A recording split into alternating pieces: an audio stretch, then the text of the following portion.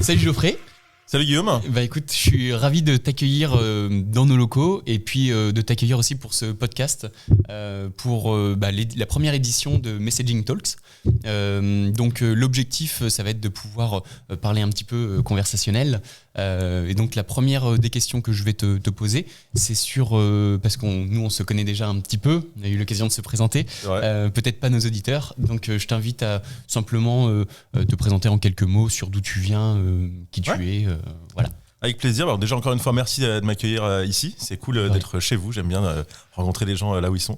Donc moi je suis Geoffrey, je suis aujourd'hui le fondateur de Messaging Me, qui est un cabinet de conseil spécialisé dans tout ce qui est stratégie conversationnelle. Mais si tu veux, je reviens peut-être un peu en arrière sur ce qui m'a amené à monter ce cabinet en début d'année. Moi, j'ai longtemps travaillé en agence. Je suis un pur produit d'agence. Comme je dis souvent, ça peut arriver à des gens très bien. Mais globalement, ce qui est important par rapport à ça, c'est que du coup, j'ai construit un petit peu ma compétence sur tout ce qui est canaux de communication et marketing digital au fur et à mesure. Okay. Plus récemment, après avoir bossé dans pas mal d'agences digitales type Full Six, Dagobert, etc., qui sont des agences classiques entre guillemets, même si digitales, j'ai bossé dans un grand groupe où je gérais en fait une business unit digitale dont le métier c'était de digitaliser la relation client. Okay. Et on en parlera peut-être après si tu veux, mais c'est comme ça en fait que j'ai découvert le sujet du messaging. On a fini par tomber dedans, entre guillemets, après avoir fait des premiers essais entre guillemets de digitalisation sur des choses un petit peu moins sexy à l'époque, qui était le chat live ou monter une FAQ, même si ça peut être encore d'actualité. Oui. Mais c'est en fait la suite, le messaging, c'est finalement le parent entre guillemets de tout ça maintenant, et c'est vraiment intéressant de voir comment ça a évolué en plusieurs années. Ok, bon, déjà je vois un premier point commun, tous les deux, c'est que tu es le fondateur de Messaging Me, je suis le fondateur de Diconcilio. On a déjà une âme entrepreneur tous les deux. C'est vrai. Même si moi je suis un vieil entrepreneur entre guillemets, mais il paraît que c'est pas grave non plus. Bah oui, justement, tu as de l'expérience. Bon, hormis cet aspect entrepreneur, l'idée c'est qu'on puisse parler un peu conversationnel, puisque de mon côté, moi c'est un peu par sérendipité que je me suis intéressé au marché du conversationnel. Pour toi, comment c'est arrivé et quelles ont été les premières étapes sur le conversationnel au début? Écoute, finalement, s'il y a presque une date qu'on doit essayer de retenir, je pense que tu l'avais vécu à l'époque, c'est l'ouverture de l'API Messenger en 2017, qui je pense a quand même vraiment influé sur ce sujet, qui pouvait déjà exister, qui pouvait être un petit peu émergent, mais à partir de ce moment-là, il y a eu énormément d'opportunités pour tester des choses, pour lancer ce canal de manière plus volumique, pour tester les chatbots. C'est vraiment pour moi un peu le moment fondateur qui a vraiment invité les marques et du coup les agences qui pouvaient les accompagner, ce qui était notre cas, à tester des choses. Okay. C'est vraiment un moment important, je pense. Ok. Et là, si tu pouvais nous donner un peu le constat du marché du conversationnel, peut-être avec des chiffres si tu en as, tout à fait. Ça pourrait être intéressant, je pense. Parce que justement, pour faire le lien avec ce qui s'était passé à l'époque, il y a eu plusieurs années où on pensait déjà que ça allait décoller. Et les chiffres d'aujourd'hui nous permettent de penser que justement ça va décoller, mais plutôt maintenant. C'est-à-dire que ce qui s'est passé avant, c'était la découverte, des tests, on a appris plein de choses, on a fait des super projets, on a fait d'autres qui ont moins bien marché, mais c'est pas grave. Ils nous permettent d'avoir un aspect critique sur ce qu'il faut faire aujourd'hui. On a testé pas mal de choses aussi, et il y a pas mal de choses qui fonctionnent, mais qui fonctionnent pas aussi. Voilà, mais en effet, on apprend, et on en parlera peut-être tout à l'heure, mais de toute façon, je pense que ce sujet du conversationnel a vraiment un gros bénéfice, qui est que tu apprends très vite de par les conversations qui vont arriver et que tu vas traiter, parce que c'est du matériel, du fuel pour la suite. En tout cas, pour te donner quand même quelques chiffres qui illustrent moi ma conviction qu'on est vraiment sur un momentum important, c'est il y a un passage vraiment fort sur l'équipement. C'est-à-dire que pendant longtemps, la France était un pays Messenger, comme on appelait, c'est devenu un pays WhatsApp il y a quelques années, quelques mois maintenant. Et le chiffre que j'aime bien utiliser en ce moment, c'est 45 millions. Il y a 45 millions d'utilisateurs actifs tous les mois dans WhatsApp. Sans compter évidemment tous les autres qui sont actifs sur du Instagram et sur du Messenger. Donc en fait, quand on réfléchit bien, une objection qu'il pouvait y avoir avant, qui était de dire les gens sont pas sur ce channel. Aujourd'hui, c'est plus le cas, quoi. Ça n'existe plus. 45 millions plus ce que tu vas avoir comme coverage avec les autres canaux.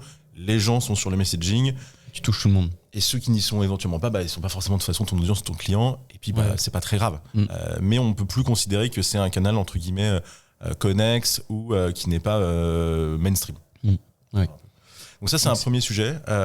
Après, il y en a un autre que je trouve presque plus intéressant, c'est le volume d'usage.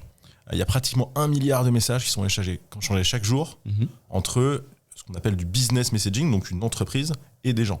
pas seulement entre nous. Là, c'est carrément, j'ai une interaction avec une marque, avec un service client, avec un catalogue promotionnel. Donc là, c'est vraiment une interaction business. Tu parles toujours de la France ou Là, pour le coup, c'est global. Global, ouais. Mais voilà, ça, c'est vraiment extrêmement puissant. Ça veut dire qu'il y a une adoption, finalement, de ce canal comme un canal naturel d'échange entre une marque et un utilisateur, et un client, un patient, même parfois, ce genre de choses. Ok. Mais effectivement, nous, on peut faire un peu le même constat. Aujourd'hui, typiquement, c'est ce que je peux dire à mes clients. On va passer une demi-heure, 1 heure autour de la table. Je suis certain que ton téléphone, il va vibrer des dizaines de fois. Pas forcément parce que tu vas recevoir des appels, mais souvent parce que tu vas recevoir des messages de WhatsApp, SMS. Et en fait, moi, quand je dois définir ce qu'est le marketing conversationnel, je me dis que en fait, c'est simplement de déplacer l'utilisation du messaging de la sphère privée, amis, famille, à la sphère finalement de consommation, donc entre ta marque préférée et puis toi, pouvoir utiliser ce nouveau moyen de communication qui est le messaging. Donc nous, en fait, on fait un peu le même constat. Ouais, exactement. Mais je te rejoins sur un point que tu viens d'évoquer, c'est que ce qui fait que pour moi, c'est aussi le bon moment, c'est que aujourd'hui, les marques, et c'est pas grave de le dire, parce que c'est aussi à nous de les aider, sont en retard par rapport à l'usage qu'on en a tous dans le quotidien. En fait, on est déjà tous en train d'utiliser ça de manière naturelle, on tord les groupes de parents, les groupes de potes, les groupes d'organisation, ce que tu veux. Et en fait, tu te dis, tiens, mais pourquoi est-ce que ce que je fais tous les jours qui me facilite la vie, quand je vais aller discuter avec ma marque préférée, avec mon constructeur auto, avec telle personne qui doit me rendre service, etc., je dois passer par un formulaire. Enfin, il y a une espèce de décorrélation entre ce que je vis dans mon quotidien et que j'attends, qui est devenu la norme, et ce que j'ai avec la marque. Donc, il y a ce sujet de réconcilier un peu les deux. Et d'aider entre guillemets à passer ce step, je pense, qui est vraiment important et qui recréera du lien aussi. Et je suis tout à fait d'accord, et d'autant plus qu'aujourd'hui tu as les nouvelles générations utilisent davantage le messaging. Ils ont parfois même pas de mail. Ouais, ah oui, non mais totalement. Totalement. Bon, t'es un peu obligé d'avoir une adresse mail pour pouvoir créer les accès sur différentes plateformes, mais effectivement aujourd'hui, moi je vois, par rapport, ne serait-ce qu'il y a 10 ans, tu vois, moi j'ai commencé ma carrière dans une concession automobile avant des voitures, tu vois, et donc le téléphone pour moi c'était le quotidien, à passer des coups de fil toute la journée pour essayer de vendre. Mais aujourd'hui, en fait, vraiment dans mon utilisation quotidienne, j'utilise plus du tout le téléphone, et même au sein de l'entreprise, on communique plus que par message, quoi, via Workplace, via Discord, via tous ces outils de communication. Et ça, je crois que c'est générationnel. Et plus on va avancer, en fait, plus tu vas avoir la nouvelle génération qui va vouloir continuer à utiliser le messaging. D'autant plus qu'il y a des avantages.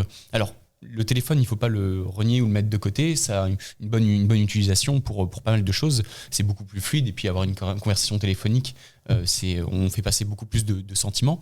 Mais aujourd'hui, effectivement, la nouvelle génération préfère ne pas sortir de sa zone de confort. Et puis, préfère utiliser. C'est tellement plus simple d'envoyer un WhatsApp, même à 22h du soir, plutôt que d'appeler. Pour une raison aussi très simple, c'est qu'il y a ce côté asynchrone. Oui. C'est-à-dire que le coup de téléphone, parfois tu peux pas prendre, tu sais pas quand est-ce que tu vas pouvoir rappeler pour être dans les bonnes conditions. Là, en fait, finalement, le messaging permet d'accuser réception. C'est ça. Et de pas forcément dire j'ai besoin de te rappeler, je sais que de toute façon tu m'as laissé un message. Puis après, t'as évoqué un truc qui est marrant, c'est que ils préfèrent recevoir au sein de leurs habitudes, mais du coup, ils apportent aussi des choses différentes, les gens. C'est-à-dire que de plus en plus, le vocal retrouve sa place dans le conversationnel. Il y a de plus en plus de notes vocales qui vont être laissées dans Messenger, dans WhatsApp, donc ça, c'est assez amusant. Parce que finalement, tu retrouves le côté téléphone, mais dans un hub conversationnel. Et ça, je trouve ça assez génial, parce que du coup, ça prouve la force de ces canaux-là qui peuvent finalement récupérer tout ce qui passe à l'extérieur, et y compris, on en parlera peut-être tout à l'heure, d'autres contenus qui existent déjà et qui, remis dans un channel conversationnel, trouvent une seconde vie, en fait. Ouais, exactement. Ils sont cachés au fin fond d'un site, alors que peut-être les équipes marketing ont fait un super taf pour élaborer quelque chose, mais personne ne le voit jamais. Alors que demain, il est dégainé par un commercial, il est dégainé par un agent à un moment donné, tu lui redonnes entre guillemets un peu vie et tu l'utilises de manière pertinente. Ouais. Ok. Marrant. Bon, de tout ça, donc tu as créé il y a maintenant quelques mois, il me semble, Messaging Me. Est-ce que tu peux nous en parler un peu plus de cette entreprise Donc, on a vraiment eu le sentiment que sur le marché français en particulier, par rapport à des choses qu'on a vues à l'extérieur, on a vu des prémices, mais finalement, il manquait un peu une pièce au puzzle.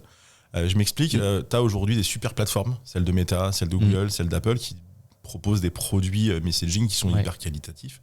On en parlera un peu après, peut-être certaines features. Tu as des éditeurs de logiciels qui font des super plateformes, c'est votre cas, qui proposent du coup la gestion de traitement, etc. Et puis tu as des marques qui ont souvent envie d'y aller ou qui savent à peu près que c'est un sujet, on l'a vu dans l'intro. Et puis un peu, il manque quelqu'un qui rassemble tout ça et qui prend le temps de montrer le potentiel, qui prend le temps, on en parlera, de faire de la conception qualitative, de faire la médiatisation, etc. Et finalement, d'agréger tout ça dans une démarche vraiment conseil que les agences traditionnelles ou que les cabinets traditionnels ne peuvent pas avoir parce que soit c'est un sujet qui est trop pointu, soit un peu trop compliqué, soit encore un peu trop petit pour eux. Et donc on s'est dit qu'on pouvait être cette pièce de puzzle manquante dans cet écosystème qui en fait est déjà très riche, mais qui en fait a un peu du mal à se connecter les uns avec les autres. Nous, on a un peu envie d'avoir ce rôle d'assembleur, de pièces du puzzle supplémentaire qui permet que le projet il soit pas un projet gadget, qu'il ait une vraie ambition marketing et que ce soit pas un truc où au bout de 6 mois on s'arrête parce qu'on a arrêté de regarder les résultats, etc. Et aussi d'être capable d'amener au fur et à mesure de la nouveauté pour pas être dans le fait de dire j'ai fini mon projet, je m'en vais. Et donc souvent on dit un truc tout simple, on dit qu'on fait du conseil, mais qu'on fait du conseil opérationnel. Je m'arrête pas de donner des slides à la fin pour dire c'est ça qu'il faut que tu fasses, je le fais avec toi, je le mesure avec toi et je le corrige avec toi. Et ça change pour nous pas mal la donne dans ce qu'on peut apporter par rapport à d'autres entre guillemets prestataires de services traditionnels des entreprises. Non, mais je pense que c'est hyper important, effectivement, et même ne serait-ce que de pouvoir éduquer d'une certaine manière, ou transmettre plutôt de l'information aux marques, et puis d'étudier un peu la stratégie conversionnelle de la marque en fonction de peut-être de sa cible. Je sais pas, par exemple, dans l'automobile, ils vont pas avoir les mêmes cibles que sur un autre marché comme, je sais pas, Auchan, la grande distribution ou autre. Donc, il faut adresser les canaux les bons canaux à la bonne cible. Et ça, j'imagine que c'est... Ça fait partie du job, en effet. Et tu as raison, parce que souvent, ce qui peut arriver, c'est... comment on les aide à passer de ce que moi j'entendais de temps en temps, c'est faites-moi un bot. Très intéressant. Je veux faire du conversationnel, mais par contre, je commence par où ? Et tu vois, alors c'est assez amusant, un de mes investisseurs, lui, il vient du monde plutôt de la promotion et du marketing. Moi, tu l'as compris, je viens plutôt du service client et du customer care. Et en fait, on raconte souvent cette histoire, c'est que finalement, cet assemblage de track record explique bien ce qu'on veut faire. C'est de dire que en fait, tu peux entrer par la promo, la mise en valeur de tes produits, de l'acquisition, ou par le service client pour rendre service aux gens. Mais en fait, nous, notre ambition, avec Messaging Me, c'est de permettre aux gens finalement de penser le parcours dans sa globalité. C'est-à-dire même si je commence sur l'un des morceaux, je vais remonter la chaîne de valeur client. C'est un client que tu as acquis, ensuite tu as besoin de lui proposer de nouveaux produits, de lui proposer de savoir comment est-ce qu'il peut exploiter le produit qu'il a utilisé. On prend une voiture par exemple, quand faire ta révision, ce genre de choses, et puis après de temps en temps il peut avoir une question. Donc en fait il faut que tu installes le messaging dans toutes ces étapes potentielles dans le temps. Et donc ça veut dire qu'il faut vraiment le penser, pas comme une opération one shot, on revient à ce qu'on disait, mais dans une logique conseil, dans une logique d'installer correctement tout ça et de se dire à tout moment j'ai la bonne qualité de réponse qui va bien et je suis capable d'avoir prévu le bon contenu, etc. Et puis des solutions qui vont être aussi évolutives, notamment avec, j'imagine, toutes les technologies qui peuvent sortir aujourd'hui. Enfin là, tu vois, toi, tu es venu aussi à l'avènement où, effectivement, si on peut revenir à novembre ou décembre dernier, où on a eu ChatGPT qui a été sur le marché. Donc toi, tu as pris un petit peu, parce que vu qu'il y a 5-6 mois, tu as créé l'entreprise, ça a été un élément déclencheur ou pas du tout? En fait, tu l'avais déjà en tête Alors, en vrai, c'est plus un élément accompagnateur, dans le sens où ce qui nous a vraiment déclenché aussi l'envie, au-delà de l'intérêt qu'on avait envie de monter une boîte, etc., c'était plutôt des échanges qu'on a eu avec des gens qui venaient d'Amérique latine, etc., et notamment au Brésil, où là-bas les usages sont incroyablement avancés. J'aime bien faire ce petit résumé, mais qui marche bien. C'est le e-commerce, c'est Instagram, le téléphone, c'est WhatsApp. Et donc ça ne leur viendrait pas à l'idée là-bas de faire autre chose qu'utiliser ces outils-là. Donc c'est plutôt cette inspiration-là au départ, de se dire ce qu'on a vu au Brésil, on pense ce qui va arriver en Europe et on a envie de l'accompagner, on a envie de l'accélérer. On se désigne souvent comme un accélérateur de strat conversationnel. Cependant, là où tu as raison, c'est qu'on s'est dit on a un énorme momentum complémentaire avec ChatGPT, c'est que les gens vont finalement touchent déjà tous les jours maintenant ce principe du dialogue et de la conversation. Et combien c'est agréable en fait de ne pas être sur une question un peu aride avec une réponse qui l'est tout autant. Et donc je pense que ce que ChatGPT a changé, c'est cette perception, le fait que tout le monde y est touché, et donc nos sujets ont été encore remontés en haut de la pile.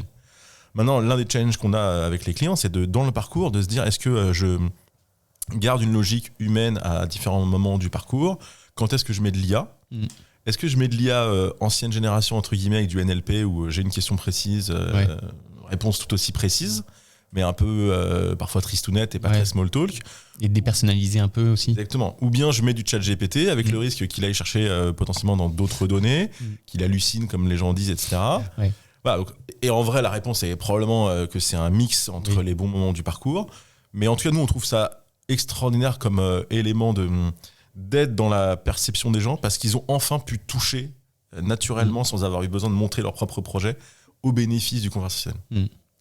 Je suis d'accord. Nous, on va effectivement, pour parler un peu d'Iconsilio, historiquement, nous, on a vraiment la colonne vertébrale, c'est vraiment l'humain, et c'est d'ailleurs pour ça qu'on aborde des sujets comme le secteur automobile ou immobilier, puisque c'est des sujets qui sont à forte valeur ajoutée, où on a besoin vraiment de conviction, de convaincre plutôt, de convaincre pour vendre, et d'expertise, exactement.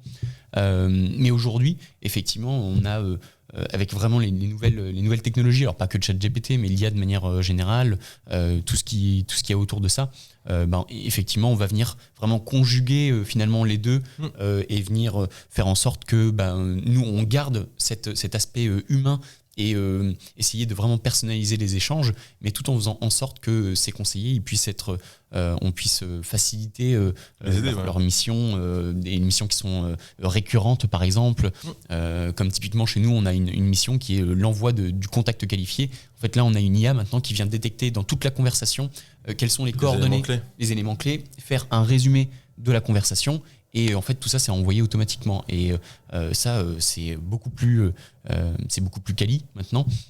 Ça nous permet de gagner du temps. Et ce temps-là, de le mettre à profit de la qualité des conversations qu'on peut avoir avec les différents prospects. Sur des sujets qui seraient peut-être plus compliqués. Qui sont plus compliqués, etc. Donc ça, c'est vraiment un changement qui est hyper intéressant. Et nous, c'est le challenge justement qu'on va avoir, le challenge de demain.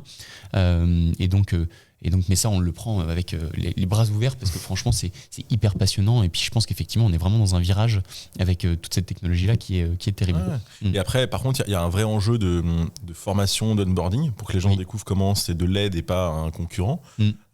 Et aussi pour se dire, finalement, comme je vais sûrement avoir moins de tâches répétitives à faire, ce qui en soi est une vraie bonne nouvelle. C'est clair.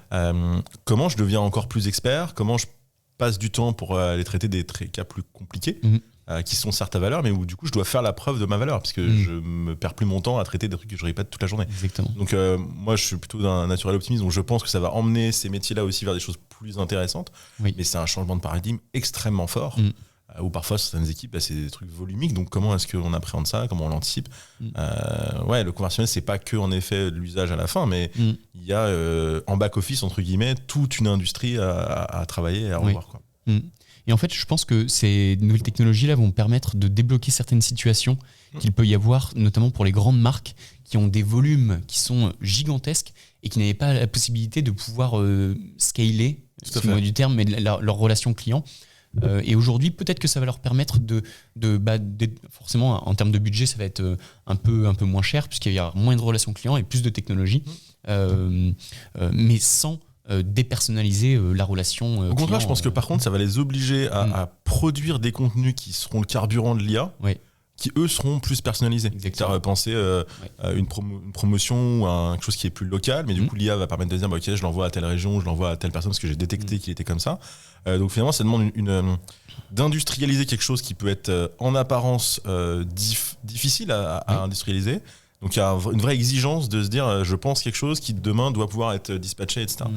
Et je trouve que ça va plutôt dans une logique d'exigence qu'autre chose, et ça moi je vois ça plutôt d'un bon œil, tu vois. Mais c'est vrai que c'est un gros game changer. Donc toi tu viens de la relation client, enfin du métier de la relation client, ton associé lui plus l'aspect plutôt marketing, mais en fait en réalité moi j'avais toujours essayé de réconcilier dans la BU dont je m'occupais digital cette notion de relation client avec la com. Parce qu'en fait, finalement, les clients, eux, ne s'intéressent à aucun moment à savoir s'ils parlent au service client ou s'ils parlent au community manager de la marque. Eux, ils vont aller s'adresser à une marque sur Facebook, sur Instagram, mais ils s'en fichent de qui est derrière. Et donc, on avait toujours eu ce travail de réconcilier ces deux métiers. Et je trouve que le messaging a cette puissance potentiellement de réussir, de par ses caractéristiques intrinsèques, à obliger les entreprises à se transformer pour réellement que les ponts se fassent.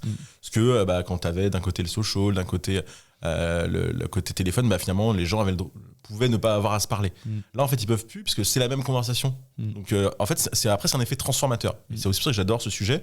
C'est que pour moi, au-delà d'être utile, pertinent, rapide, tout ce qu'on vient de se raconter, il a une vraie vertu d'obliger les boîtes à revoir leur organisation, à imaginer demain installer des CDO pour de vrai ou des gens qui font de la transfo pour réconcilier tous ces espaces. Donc j'aime aussi ce sujet pour ça, pour son effet finalement un peu secondaire, mais qui a un effet de transformation.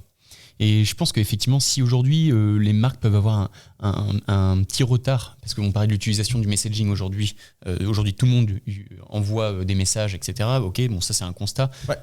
Et aujourd'hui, toutes les marques n'ont pas des accès à ce type de communication. Donc aujourd'hui, c'est pour ça aussi que tu existes et que tu viens faire de la pédagogie avec ouais, eux. Tout à fait. Et alors, c'est marrant ce que tu dis, c'est qu'au départ, on pensait qu'on aurait beaucoup de demandes plutôt sur la logique de conception du parcours, en disant, ok, je suis déjà convaincu, aidez-moi à le construire, comme je viens de le dire, de manière un peu large, pas seulement sur un sujet de lead gen ou bien de customer care. Mais finalement, il y a beaucoup de gens qui nous ont dit, mais alors, même moi, je suis convaincu, par exemple, un chef de projet digital ou un DIRCOM, exactement. Mais aidez-moi à monter, entre guillemets, le dossier, parce que justement, c'est un sujet transformant, qui va me permettre de faire un plus gros projet. Mais pour ça, aidez-moi à faire de la pédagogie, à faire de la modélisation, à faire du ROI, parce que finalement, on a désormais l'ambition, 5 ans après, entre guillemets, de le faire. On voit que c'est là.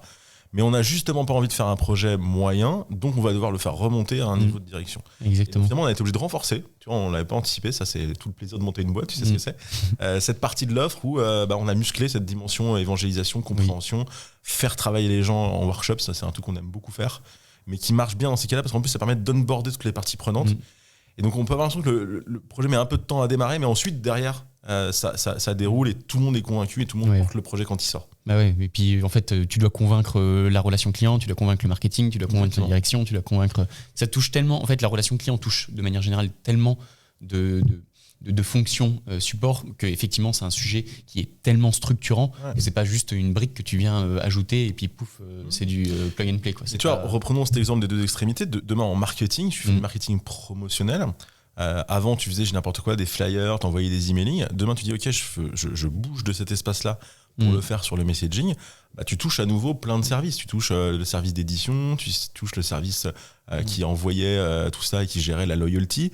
Finalement, là aussi, tu te retrouves avec cette logique de devoir faire parler des gens ensemble et de différencier ta façon de faire de celle d'hier. Donc, c'est à la fois génial, mais c'est vrai que ça doit s'accompagner parce que ça peut faire peur, ou il faut équiper à minima toutes les parties prenantes. En arrivant à les convaincre, comme on parlait tout à l'heure sur les chiffres, leur dire non, mais on fait pas ça juste pour faire du neuf, on fait ça pour vous aider et pour surperformer. Tu vois, parce que j'en ai pas parlé, moi, un des trucs qui m'avait le plus choqué, c'est à un moment je bossais pour une très grosse marque mondiale qui dépensait des centaines de milliers d'euros dans des campagnes, toujours plus d'investissement pour toujours moins de résultats.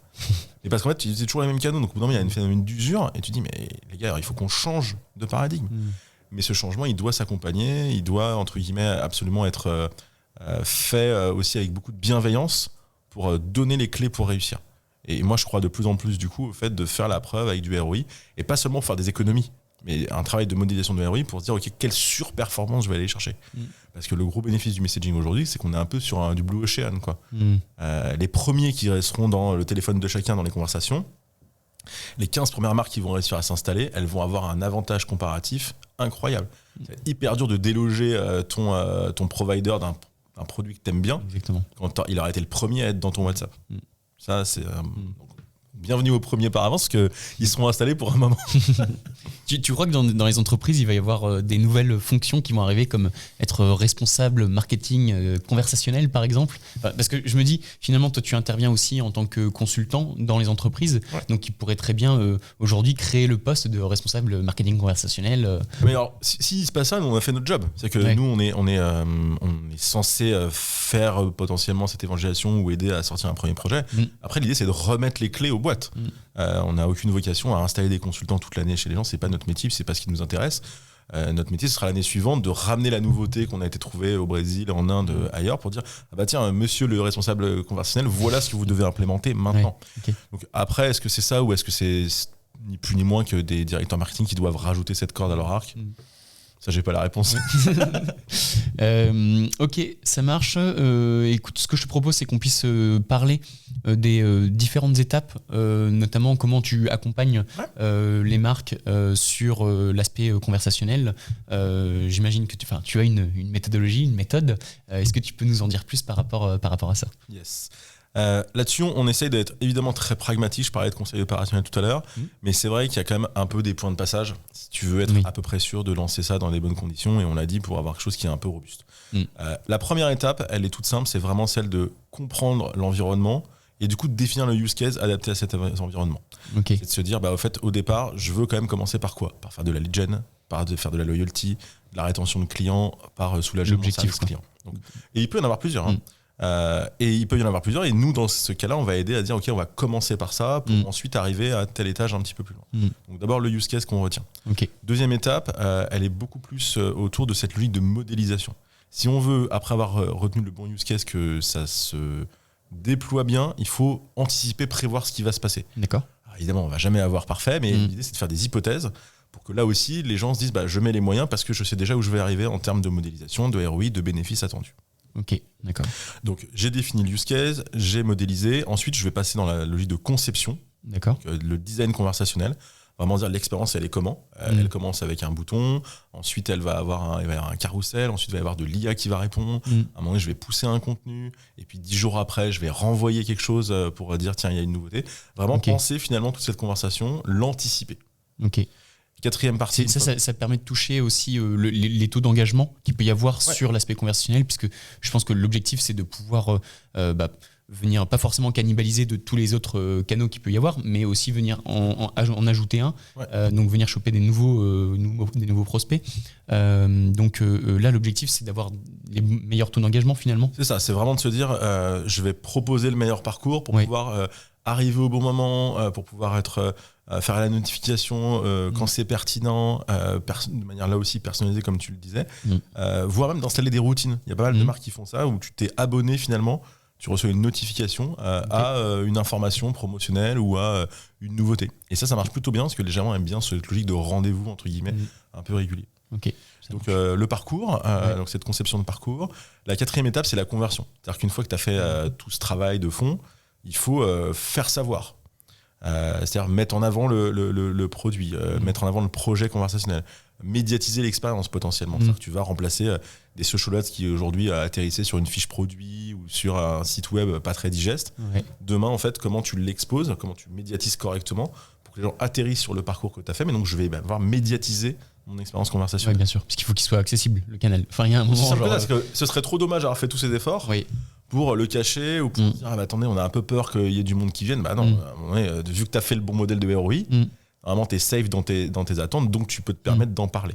Et nous là-dessus, on est assez pas pushy, mais on dit vraiment aux gens, c'est un peu comme le social media à l'époque, ça ne va rien de publier si tu exposes pas les gens. T'es fier de ton contenu, mais personne ne le voit. Donc là, c'est la même chose. Et puis après, peut-être c'est mon étape préférée, la dernière, c'est celle en fait où tu analyses ce qui se passe pour ensuite optimiser. Et pourquoi je dis que c'est ma préférée, c'est que c'est celle qui, aujourd'hui, le conversationnel change la donne par rapport à d'autres canaux.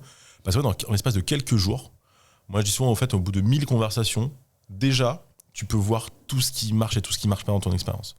Et il faut avoir beaucoup d'humilité par rapport à ça, parce que les gens ne sont jamais exactement là où tu les attendais. Donc c'est à la fois génial, parce que du coup, ils te donnent très vite, finalement, le use case, enfin le morceau de use case que tu n'as pas prévu. Ils te demandent un truc, on n'avait pas pensé à ça, on est trop bête, c'était évident, mais les gens, en fait, te le donnent.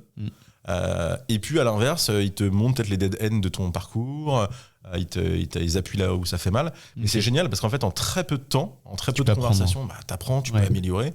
Et en plus, c'est dans cette logique un peu d'appropriation et les gens, ils sont hyper contents de voir que finalement, quelques jours après, puisque des outils permettent de le faire, t'as corrigé, t'as ajusté, tu leur as envoyé ce qu'ils voulaient. C'est hyper valorisant, je pense, pour la marque, de dire j'apprends très vite, je peux corriger très vite et je peux performer plus vite. Ok. Parce qu'en fait, nous, on a beaucoup de mal à utiliser WhatsApp, notamment sur les points d'entrée. Donc là, ça vient sur la 4e étape des 5. Où est-ce qu'on expose, tu veux dire ? Où est-ce qu'on expose ? Est-ce que tu utilises un QR code ? Est-ce que il y a un numéro WhatsApp sur les plateformes comment tu l'utilises WhatsApp aujourd'hui ? En fait, c'est une super bonne question, en vrai, parce que tout le monde se la pose en se disant, quand je veux faire du WhatsApp, par contre, comment je procède ? Parce que en vrai, on peut pas, comme quand tu fais des campagnes de SMS, décider d'envoyer à tout le monde. Il y a tout un système un petit peu de contrôle au bon sens du terme. Et donc en fait, il y a deux façons de le faire principalement. Il y a vraiment ce que moi je vais appeler sur de l'organique. Donc c'est du faux payant la plupart du temps. C'est je vais réutiliser tous mes canaux de communication habituels. Comme tu l'as dit, je vais les mettre à l'entrée de mon magasin. Je vais les mettre sur mon site web. Je vais mettre des QR codes sur tous les flyers que je peux envoyer. Je vais finalement réutiliser tous mes canaux de communication habituels et je vais y apposer un élément ou un entry point pour aller sur WhatsApp. Soit sous forme de QR code, soit sous forme de bouton. Et donc vraiment cette logique-là, finalement, d'attirer sur des espaces qui sont déjà des touchpoints existants et de faire basculer les gens pour faire découvrir WhatsApp. Ok. Et alors, si je tords le truc jusqu'au bout, et qui m'amuse toujours un peu, c'est qu'on pourrait même imaginer demain que tu te serves d'un ancien format de messaging qu'est le SMS pour ramener les gens vers WhatsApp. Donc, presque, je fais une campagne de SMS pour dire nous sommes désormais sur WhatsApp, venez nous découvrir Avec en le appuyant lien, sur le bouton. Ok. Donc ça, c'est du semi-organique, parce que c'est souvent des canaux que tu payes déjà, mais que tu mets au service de WhatsApp. Et puis après, il y a quand même un truc payant qui existe, que propose Meta, qui est d'utiliser les ads que tu fais sur Facebook, Instagram, etc. Et en fait, tu transformes juste le petit bouton qui d'habitude te dit aller sur le produit ou autre. Et là, il y a un bouton qui s'appelle, je crois, Click to WhatsApp ou Join the Conversation. Je crois que tu peux choisir un peu le libellé. Okay. Et là, en fait, tu transformes ta pub en aspirateur à conversation. En fait, ça me rappelle un petit peu les points de contact qu'on peut avoir sur l'aspect téléphonique. Tu vois, par exemple, on met sur les fiches Google My Business, on met appeler, on met le numéro de téléphone, on met le standard du point de vente, et bien on l'affiche un peu partout. Et bien là, d'une certaine manière, ça devient un peu un standard, pas téléphonique, mais un standard messaging via T'as raison, WhatsApp. en fait, tu capitalises sur ton existant, et en fait, c'est d'ailleurs plus en effet ce sera un standard et ce sera dans ta chaîne habituelle de canaux que tu proposes que ça marche. Et d'ailleurs, Google t'a donné un bon exemple. Ils ont lancé cette feature sur Google My Business où tu as une espèce de petit icône envoyer un message, où tu peux envoyer un message quand les gens ont activé, et notamment ça marche bien sur les points de vente pour se dire tiens, est-ce que vous êtes ouvert, est-ce que je peux venir, etc. Ça marche plutôt pas mal. Mais j'aime bien ton idée de se dire je l'inscris dans mon existant, et c'est le meilleur moyen finalement de le valoriser. On revient à l'idée de le mettre en avant, mais mettre en avant, ça peut être juste le mettre déjà au niveau du reste, et de pas encore une fois le considérer comme un gadget. Ok, bon, ça marche. Merci pour tout. Est-ce que tu voulais ajouter quelque chose peut-être? Non, moi j'ai un petit jeu à te proposer, mais voilà. Moi j'ai trouvé ça hyper intéressant, et c'est toujours agréable de discuter avec des gens qui ont ce vécu messaging. Donc ça c'est plutôt également. Voilà. Alors, quel est ton petit jeu? Alors mon petit jeu, c'est assez simple. Je vais te dire un mot et je te laisse pas réfléchir, mais tu me dis directement à quoi ça te fait penser. Donc je te dis soit un mot, soit une petite question, et tu me dis directement. Si je te dis par exemple blanc, tu vas me dire écran. Ouais, voilà. Ou tu me dis noir. Blanc, noir. Donc voilà. Donc si je te dis lead gen. Formulaire. Ok. Si je te dis ton canal de communication préféré. WhatsApp. Ok. Si je te dis asynchrone. Pratique. Ok. Et si je te dis ton emoji préféré.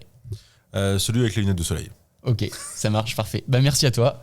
Merci Guillaume. Et puis je vous laisse, je vous reprends tout de suite en fait avec le live de Messaging Talk.